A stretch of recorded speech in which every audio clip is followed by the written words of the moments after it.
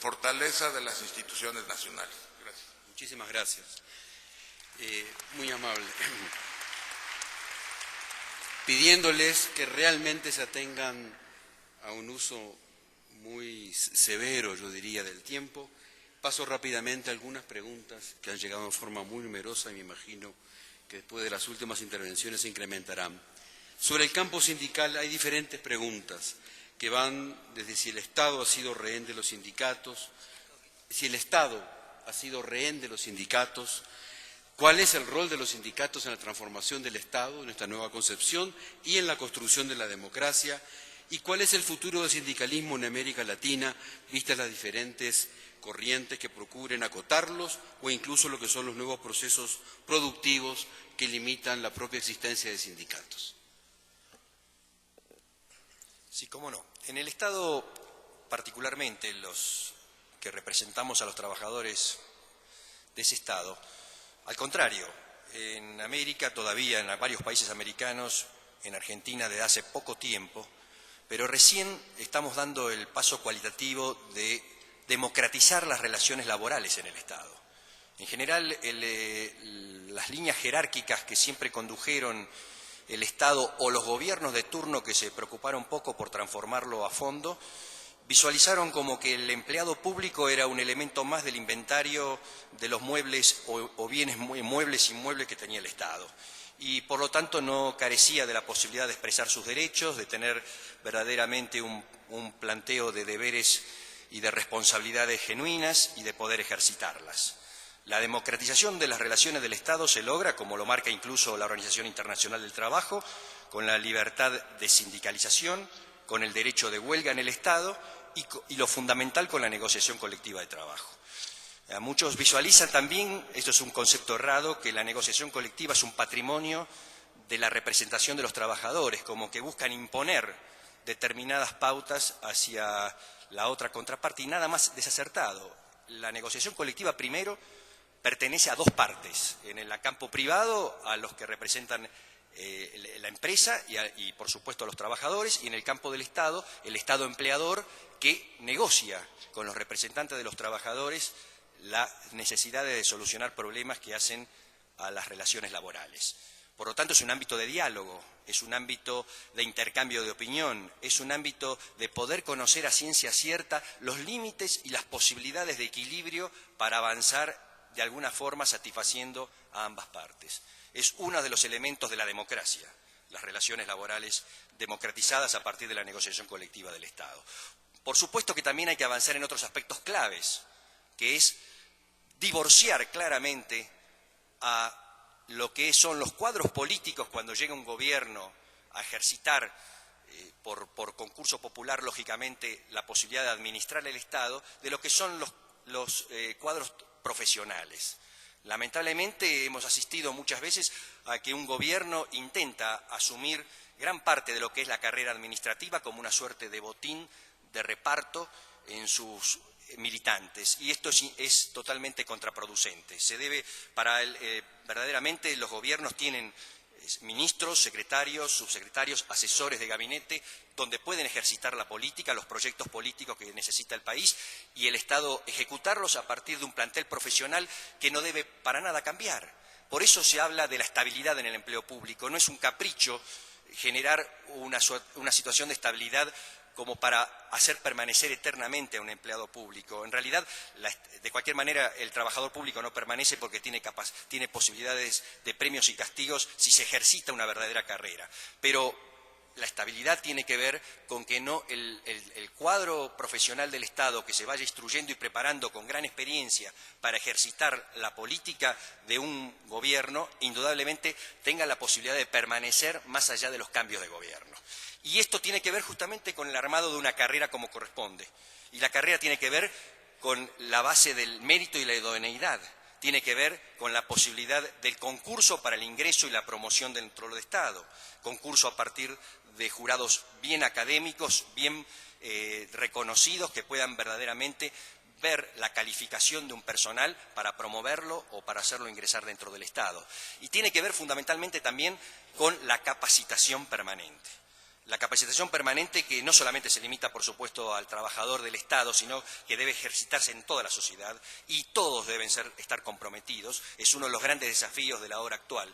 Frente a estos cambios vertiginosos y muchas veces crueles que genera esta globalización, que indudablemente tiene también trasfondo ideológico, debe existir una gran posibilidad de formarse y de capacitarse para hacer frente a nuevos desafíos y nuevas situaciones tan cambiantes que a veces generan algo tan injusto como dejar a un ser humano sin trabajo.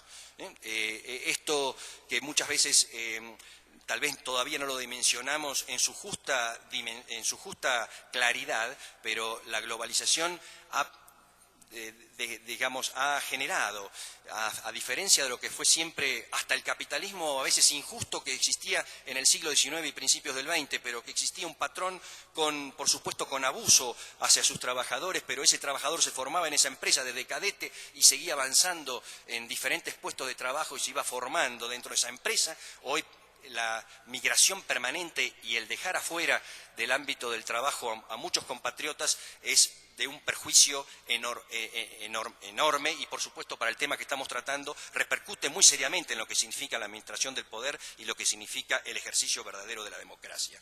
Tenemos que tender todos, por supuesto, a que no exista una desocupación tan marcada como hoy ocurre en América Latina y en los diferentes países del mundo, y para eso también se requiere un gran compromiso con la formación, como decía hace un rato. Y esto es compromiso de los empresarios, es compromiso de los sindicatos, es compromiso, por supuesto, de los gobiernos, es compromiso de todos aquellos que de alguna forma ejercemos diferentes poderes sectoriales, pero que tienen que ser para beneficio del conjunto de las mayorías.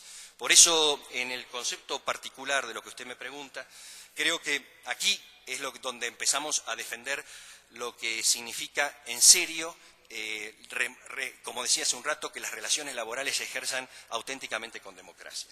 Yo sé que el tiempo está pasado. Muy bien, gracias. Muchas gracias, Andrés.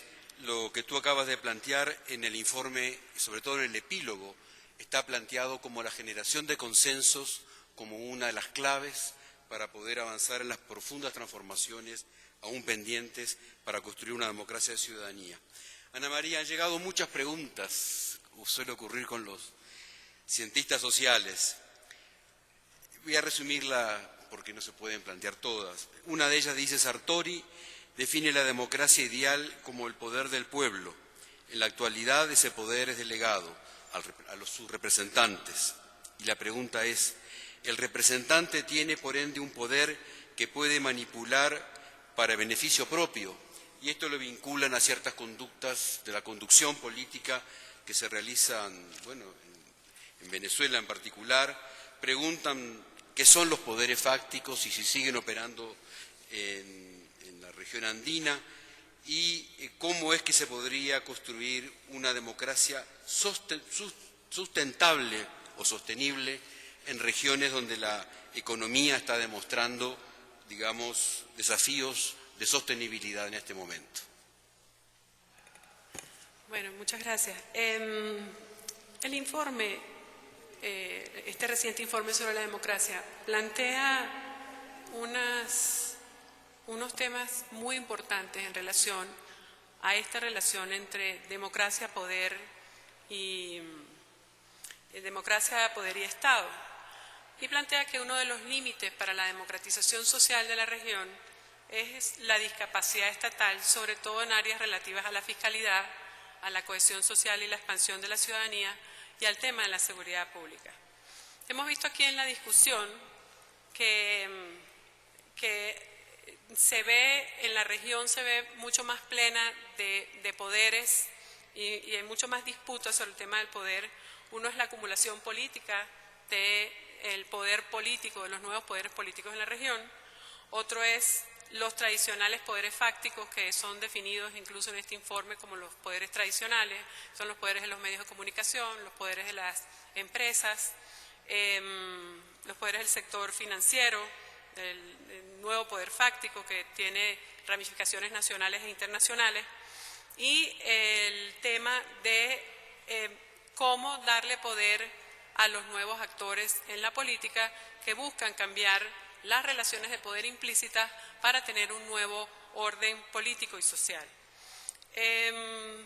aquí los desafíos son muchos en términos de construcción de institucionalidad, sin caer en estas nostalgias ortodoxas de la reconstrucción de estados burocráticos con altas dosis de autoritarismo, sino trabajar en una suerte de reformas estatales de nueva generación que permita recuperar el papel del Estado como el foco organizativo del consenso e incluso como foco organizativo del conflicto, digamos, porque en una sociedad están atravesadas por desigualdades y por polarizaciones.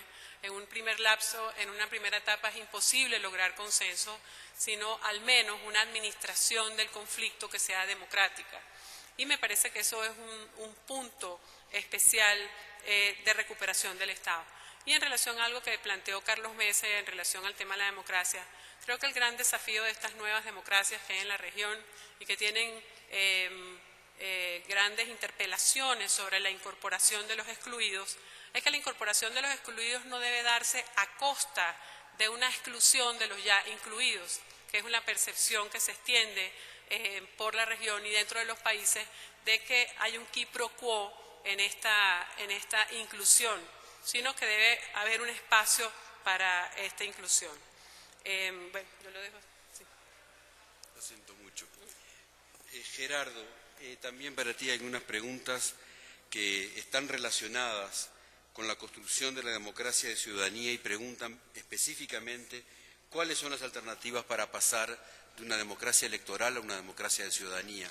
Diría que dado la brevedad del tiempo sería como la pregunta sustancial entre otras. Okay.